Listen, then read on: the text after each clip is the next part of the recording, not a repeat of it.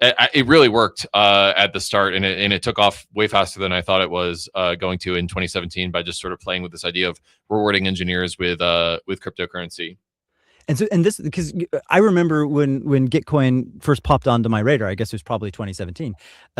It felt like you had a ton of products. It wasn't Gitcoin Grant wasn't the main thing, right? And so this was one Yeah. of the other offerings that you had. I remember there being a drop down, and it felt like there was like 10 different things that Yeah. Gitcoin was doing. Yeah, I mean, I poured my heart and soul into that initial product. And the pattern that I've kind of gone into is that when I'm first entering a design space, I'll go really broad. I'll launch a bunch of stuff that's designed for the same audience. And then we'll sort of see how it all plays together. It's sort of like a medley. And then, and then we'll choose one and like really double down on that as the venture. And so, yeah, in that initial stage of Gitcoin, we had a bounties network, we had grants, we had an ethical ad network, and then we had an NFT play. And for a little while, like we had this thing called Gitcoin Labs where we basically just like paid Austin Griffith to go out and do research on what's happening in crypto and publish it under our brand name. And that was an era for sure. But then, the market turned and we had to consolidate and figure out what our actual business was. And then we really doubled down in one or two directions instead of doing 6 things. So yeah, there's a trade-off between going broad and exploratory and like really going deep on scaling things. And I've always kind of balanced back and forth between those things. I did a artisan talks yesterday with Nancy Cahill Baker, who's an amazing multimedia artist, does a lot of different cool things. And we were talking about how our creative process is to first expand the idea space where you create, as many options as possible. But then the real work is found when you're editing down and throwing away. And it's kind of like sculpting where you have a block of marble and you are kind of removing the bits until you see what the thing really needs to be. Mm-hmm. Yeah. When did quadratic funding enter the picture? Was that did Gitcoin grants precede the ideas of quadratic funding, or did you read that paper from Vitalik and was it Glenn Weil? Yeah, and Zoe Hitzig, yeah. Yeah, so at the time, Gitcoin was primarily a bounty network, and the mechanism behind bounties is that I'm an open source software developer. I want to delegate some task, and so I place a bounty onto it, and then someone can show up and do that task. And I was always super proud that when I mean, there's problems with bounties, but like the median start time of a bounty was you would post it on Gitcoin and someone would start working on it within 2 or 3 hours, and then it'd be finished within like a day or two. And I was like pretty proud that developers were coming to Gitcoin and using it as a source. There's several people in the space that like I'll see them at an event and they'll be like, oh, I found my first work in the space off of Gitcoin, and it kind of like pulled me down the rabbit hole. But at the time, we were kind of trying to move away from this like transactional, like if you do X, I will get Y kind of relationship. And get the initial idea behind Gitcoin grants was to bring subscriptions onto the blockchain and allow you to subscribe to your favorite open source repositories with like, $10 a month. And then, that recurring revenue is just such a foundation of the business model of a lot of ventures in Web 2, because that recurring revenue allows you to have a sustainable base of finances to support your open source. And so we pioneered a whole standard along with a working group. It was called EIP 1337. It was the LEET standard, and it was subscriptions on blockchain. And we built it all out painstakingly, and then it just turned out no one cared at all.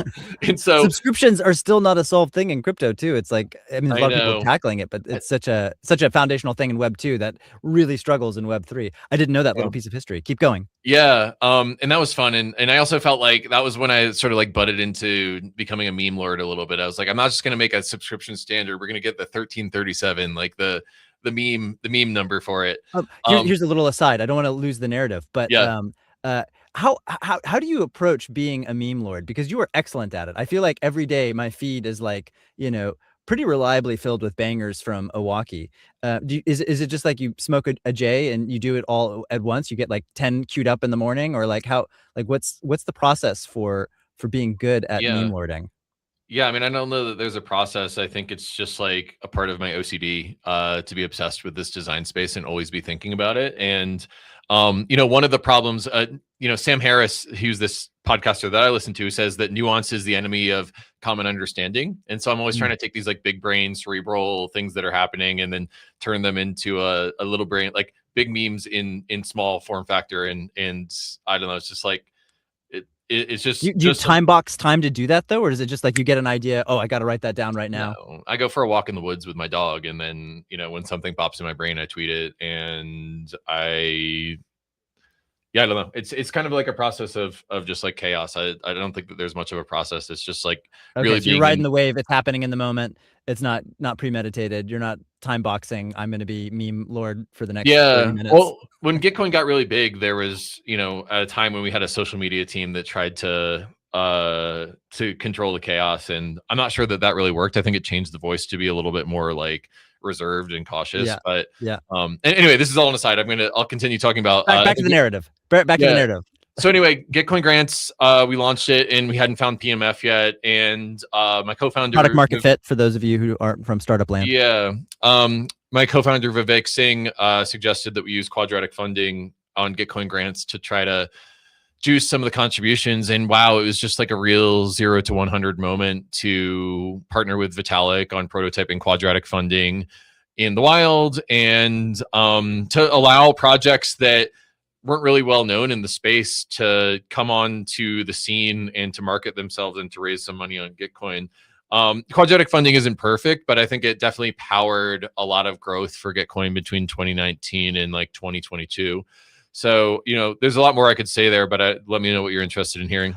Well, yeah, I mean, I try to pull people along that maybe aren't steeped in this space, especially from artisans community. It's, it's for a lot of people outside of crypto. It's artists, it's scientists, it's tech people, it's crypto people, it's non-crypto people.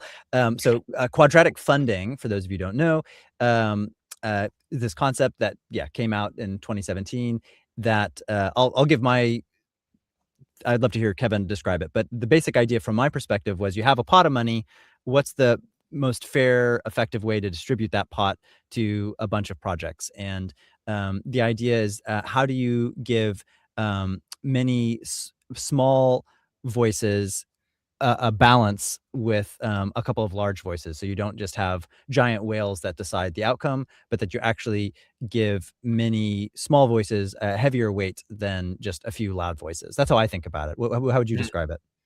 Yeah, we actually made this quadratic funding calculator, and I could share my screen and show it off, but I don't know how many people listen on audio, so maybe I should just do an audio voiceover of it. Yeah, why don't you share it and you can say what's happening? Is it WTF quadratic funding? Or yeah, we built this site called WTFisQF.com, and that's what I'm sharing on my screen right here. So basically, the way quadratic funding works is that every few months, Gitcoin will put out a pot of money. In the calculator right here, I just put $500,000. And then basically what we'll do is we'll open up a crowdfunding campaign and allow people to contribute to different projects within a scope. For us, it's like funding open source software, and Ethereum has traditionally been the bread and butter.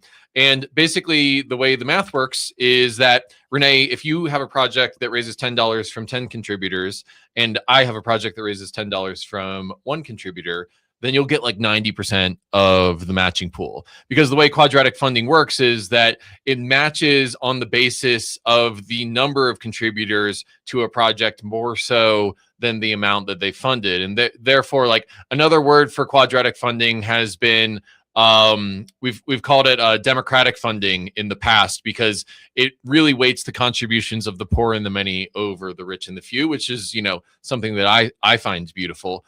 And the other thing that's really superpower about quadratic funding is that you can give only $1 or $10, and there can be tens or hundreds of dollars, or even sometimes thousands of dollars worth of matching for the grant on the basis of the number of contributors that are in the grant. And so this is part of why Gitcoin became a household name in the Ethereum space in 2021 and 2022, is that basically you would give $1 and then your project would get like $10 or $100, and then you tweet about it to all your friends and they do the same thing.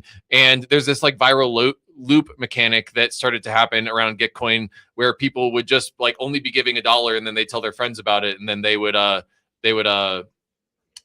just sort of go viral that way. But I really like this idea of like, you give a little bit to signal that you actually care about something, and then the project gets way more because the signal is worth more than the actual money that you're giving. So it's just like one of the cool things that in mechanism design that can really only happen in crypto that I think makes quadratic funding super powerful. I agree. It captivated my imagination as well. It feels fundamentally fair when you hear it described, and it's very memeable and magical when you contribute a little bit of money and you see it have a big impact. Yeah, I want to get the full narrative and the struggle of this mountain that you've been climbing. So we're in 2017, 2018. Gitcoin hits a big moment. It feels like it timed the market pretty well then. It felt like it was in an upswing. What was that like? And then can you talk about sort of, I guess that's Gitcoin point one. Can you give us like the condensed version to take us up to today? Yeah, sure. And I want to emphasize the struggle, because I think a lot of creators, see somebody like you and they just, they have a misconception that it's one success after another, one home run after another. And really it's just getting kicked in the nuts over and over again. Yeah, for sure. Yeah, I mean, I would describe sort of like so I'll condense it down into like a sort of map, but basically pre-Gitcoin, just kind of like